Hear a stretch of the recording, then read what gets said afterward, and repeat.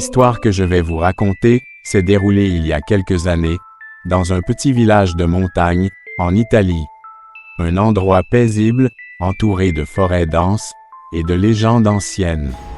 Mais, au cœur de ces montagnes, une ombre maléfique rôdait, attendant d'être réveillée.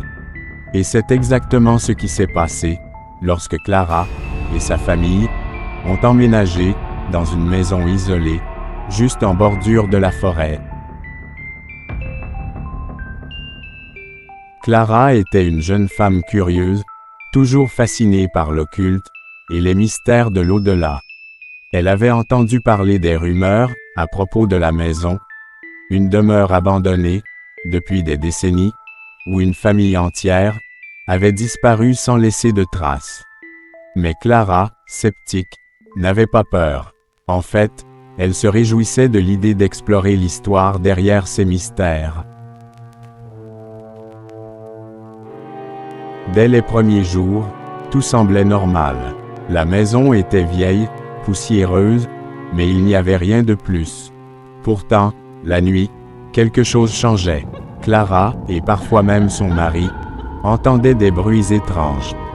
Des grattements le long des murs, des chuchotements à peine audibles, comme si quelqu'un murmurait leur nom. Une nuit, alors que Clara était seule à la maison, elle entendit pour la première fois un cri. Pas un cri humain, mais quelque chose de guttural, de profond, comme si un animal enragé souffrait dans les profondeurs de la terre. Le son venait de la cave.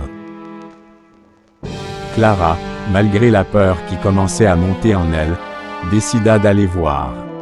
Avec une lampe de poche, elle descendit les marches, chaque pas semblant résonner comme un écho dans un tunnel sans fin.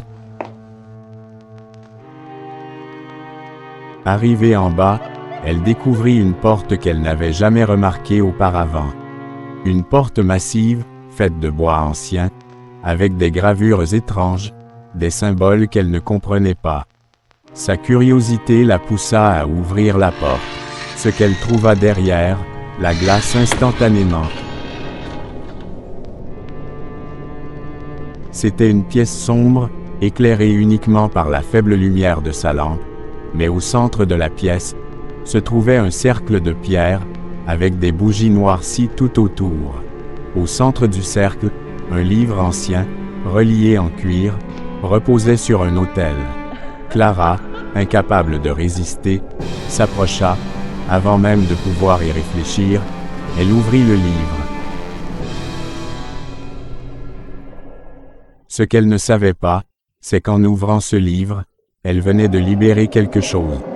Quelque chose de plus vieux que le village lui-même, un esprit maléfique, un démon enfermé depuis des siècles. Les symboles autour du cercle avaient été conçus pour contenir cette force, mais Clara venait de briser le sceau. La nuit suivante, tout changea. Clara se réveilla en pleine nuit, en sueur. Elle avait rêvé de l'ombre, une silhouette sans visage qui se tenait au pied de son lit, l'observant. Mais ce n'était pas un simple cauchemar. Lorsqu'elle ouvrit les yeux, l'ombre était là, immobile, silencieuse. Puis, elle parla. « Tu m'as libéré. » Clara tenta de crier, mais aucun son ne sortit de sa bouche. Paralysée par la peur, elle ne pouvait que regarder cette silhouette se pencher sur elle, un froid glacial envahissant la pièce. Puis, soudainement, l'ombre disparut, mais ce n'était que le début. Au fil des jours, Clara commença à changer. Elle devenait plus distante, plus froide. Ses yeux semblaient ternes, comme si quelque chose avait aspiré la vie en elle. Son mari, inquiet, tenta de l'aider, mais elle ne répondait plus comme avant. Elle passait des heures enfermée dans la cave, lisant le livre, murmurant des incantations dans une langue qu'elle ne connaissait pas. Son comportement devenait de plus en plus erratique. Une nuit, alors que son mari dormait, Clara se leva silencieusement. Elle se tenait devant le miroir de la salle de bain. Son reflet n'était plus le sien. C'était l'ombre, une silhouette sans visage, mais avec ses yeux. Des yeux noirs, vides. L'ombre sourit à travers le miroir et Clara, sous son emprise, ne pouvait rien faire pour l'arrêter. Le matin suivant, son mari la trouva dans la cave, au milieu du cercle de pierre, le livre ouvert devant elle. Des bougies allumées, une lueur rougeâtre flottait autour d'elle. Il tenta de l'appeler, de la secouer, mais elle ne réagit pas. Soudain, ses lèvres se mirent à bouger, mais ce n'était pas sa voix qui sortait de sa bouche.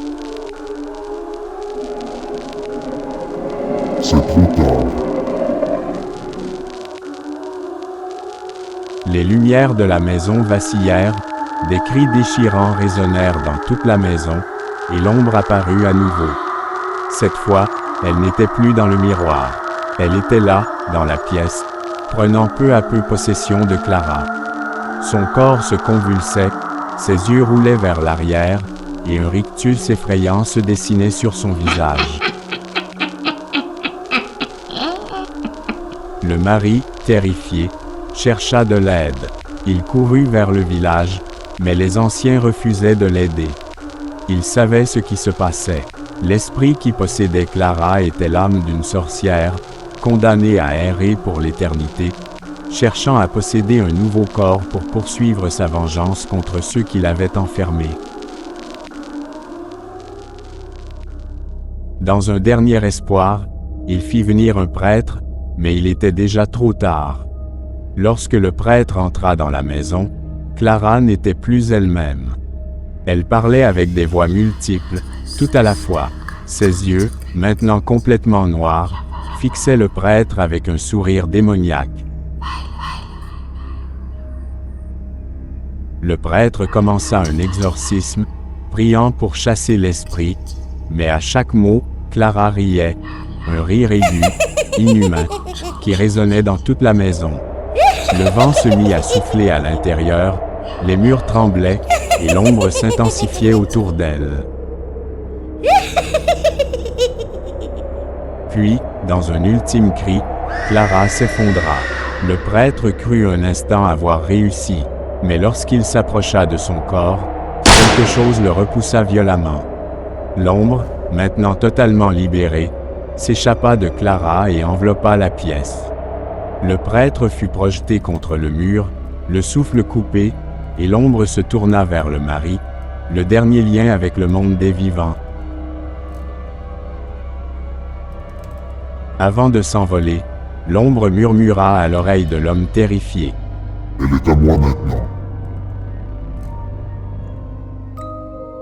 Clara ne revint jamais à elle-même.